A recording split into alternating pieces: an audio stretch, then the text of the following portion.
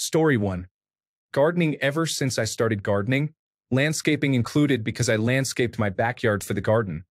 My mental health gradually increased and my outlook on life became more positive. Bonus for also growing my own food along the way. Story 2. Stepping down from my high horse. Understanding that I am only human and do not always have to be the best in everything. As a matter of fact, there is no being the best. Therefore, I learned to forgive myself and approve of my emotions. That is what set me free. Story 3. Long list incoming. Asterisk exercise, better diet, proper hydration. Asterisk more sleep. Asterisk cutting off toxic people. Asterisk stop giving a thought to what others think or say, aside from your close loved ones.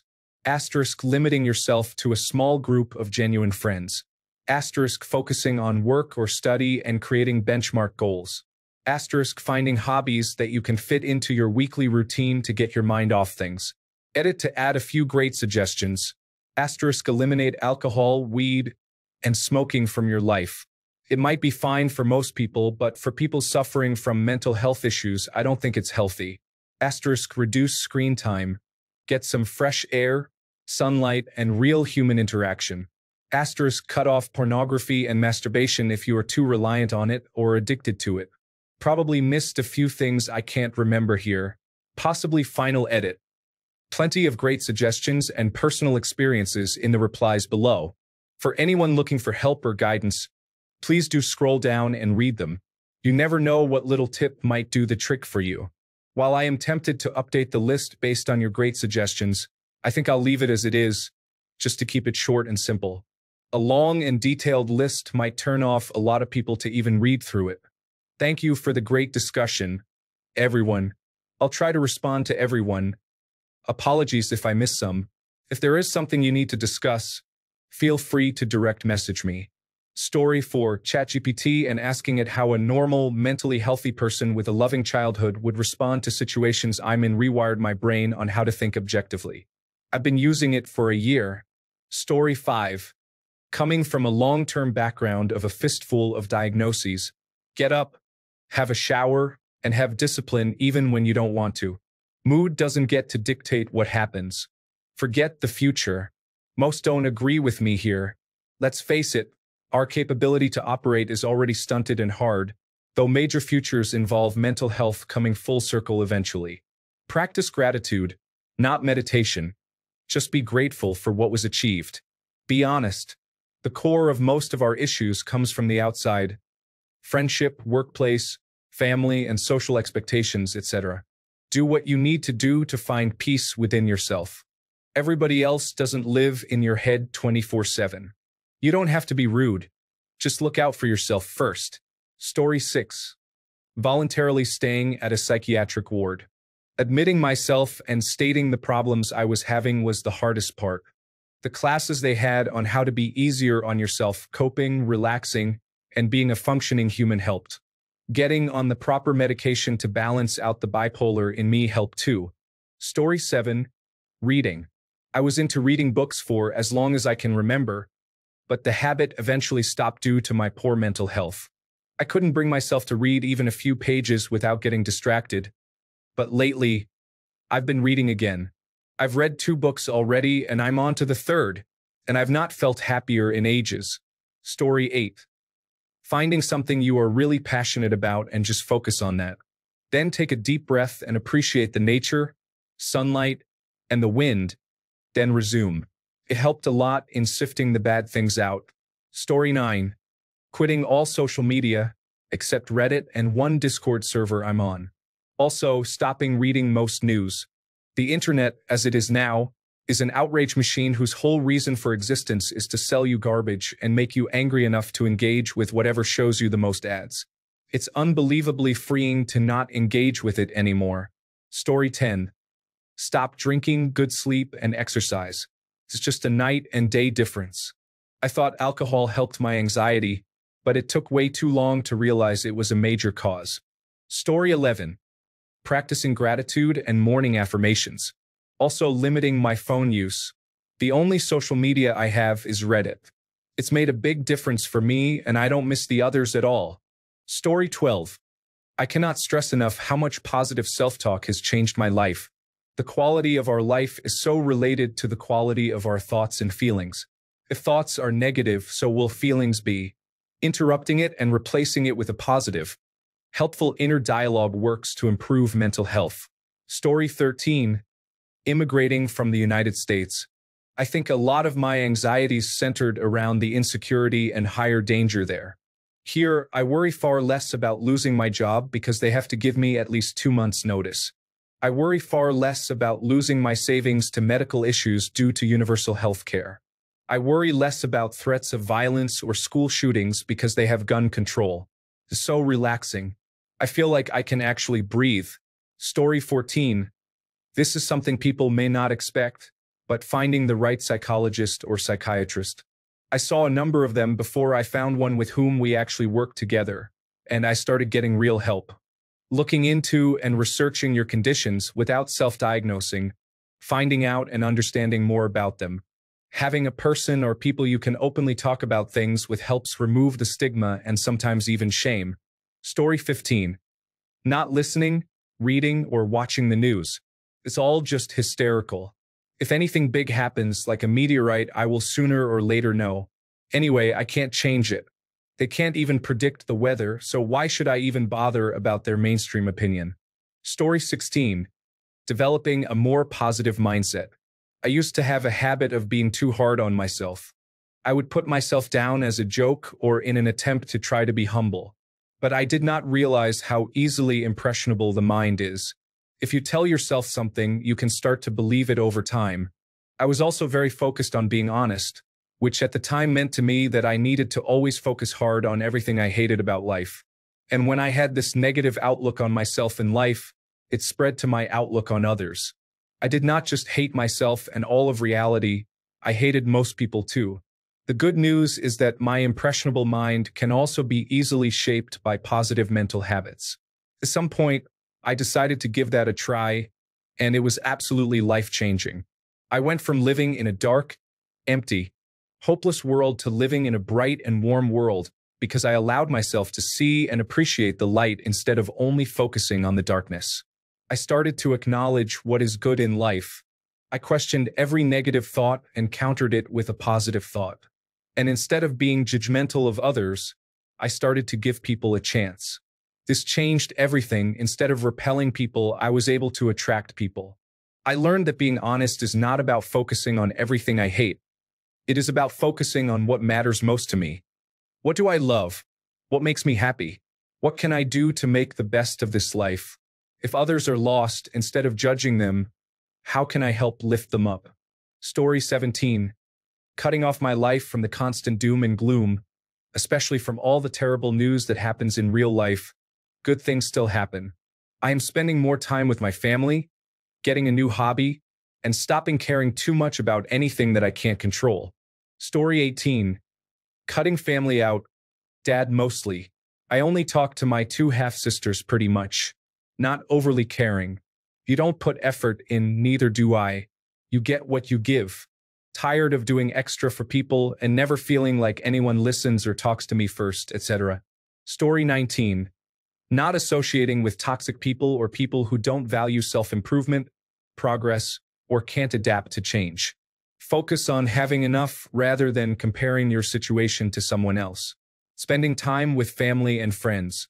Reading, sleep, exercise. Also building up grit, self-discipline, focus, and persistence. Story 20. Waking up early in the morning. Sleeping in is nice, but waking up at 1 p.m. every day immediately drains your motivation to do anything else knowing half the day is already done. Story 21. Journaling. Being able to get thoughts and feelings out and analyzing them. It has also helped me see trends in my mental health and helped me adjust to them. Story 22. Exercise you enjoy. Podcasts that make you laugh and learn. Solo travel, you get to do whatever you want on your time. Therapy.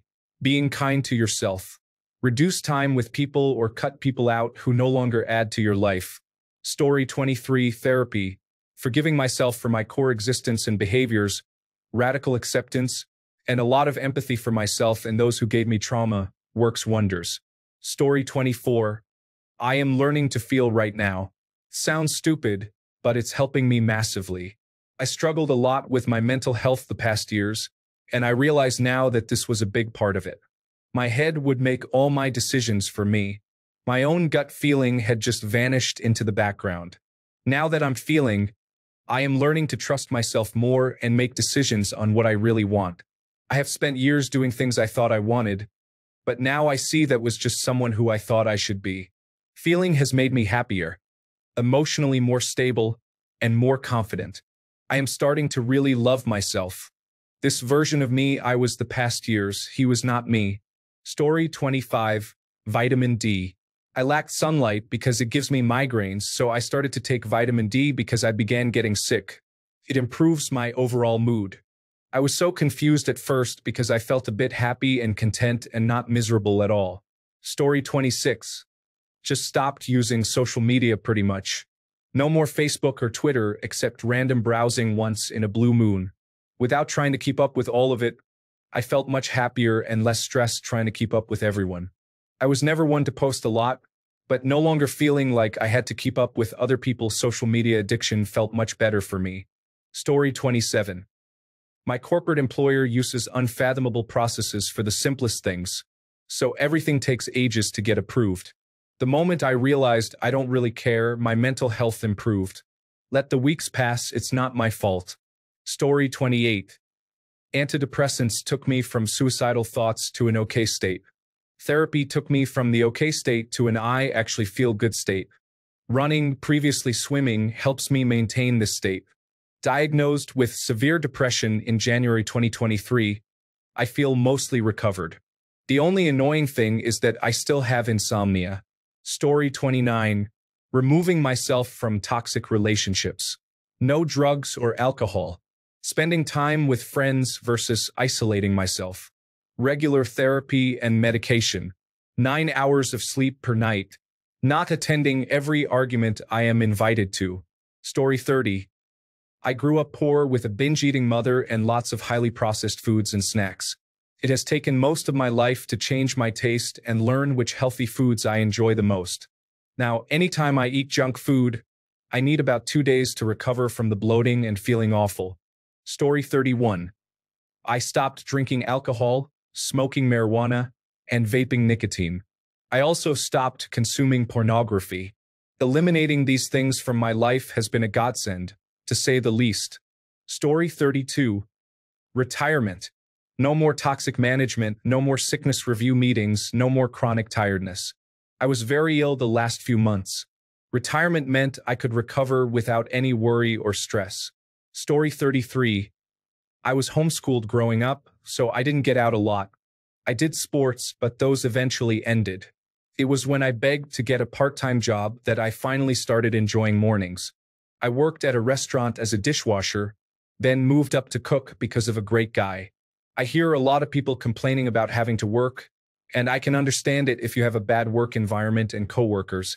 Story 34. Finding a job that I like doing, stopped dating, and worked on my confidence and mental health through words of affirmation, journaling, going to therapy, and skateboarding. Story 35. Sobriety and motherhood. I was addicted to heroin, Xanax, phencyclidine, and fentanyl for 13 years. I was given my first shot of heroin at 12, just a few days before I turned 13, and I didn't get clean until I found out I was pregnant with my daughter at 25. I got the positive pregnancy test on February 21st, 2022, and with the help of medication-assisted treatment, I've been clean ever since I saw those 2 lines. I am currently 2 years and 5 months clean. I am diagnosed with complex post-traumatic stress disorder, attention deficit/hyperactivity disorder, and Tourette's syndrome. I'm a single mother, and I have been from the moment I found out I was pregnant. Life is not easy, even being clean, but I now have the mental clarity and capacity to handle all of life's challenges and obstacles. I also have the most beautiful little girl by my side and the privilege of being her mother and watching her grow up. Right after my daughter was born, I also started trauma therapy and seeing a psychiatrist. I see my therapist in weekly 45-minute sessions, and we do a combination of eye movement desensitization and reprocessing and talk therapy. I see my psychiatrist once a month, and she's helped me find a medication regimen that works to help manage some of my more severe symptoms. Before I got sober, my mental health was terrible, but I think that there's a bit more to my improved mental health than simply getting clean. I now have fulfillment and a sense of purpose through motherhood, and that has drastically improved both my quality of life and my mental well-being. If I hadn't gotten pregnant with my daughter, then I would have never quit drugs, which means I would also never have started trauma therapy and seeing a psychiatrist. I gave life to my daughter, and in return, she gave me life. That was the greatest gift that I could ever receive. She is my reason for everything. Story 36. Getting the right diagnosis. Misdiagnosed as bipolar, and the doctor didn't listen when I told them the medication was making things worse. Went to my primary care physician and was tested for attention deficit hyperactivity disorder. I now feel leveled out.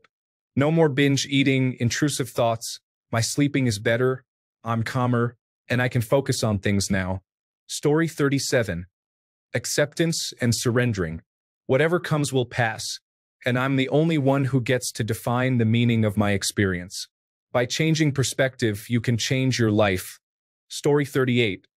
Cutting off people or things that make me feel burned out allows me to self-reflect and know what I did well and what I did wrong.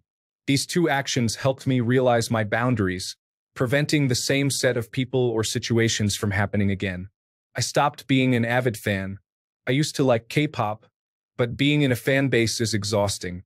I listen to music to brighten my mood. However, in a fan base, they will cancel you if you don't like any of the artist's songs or if you don't join the stream.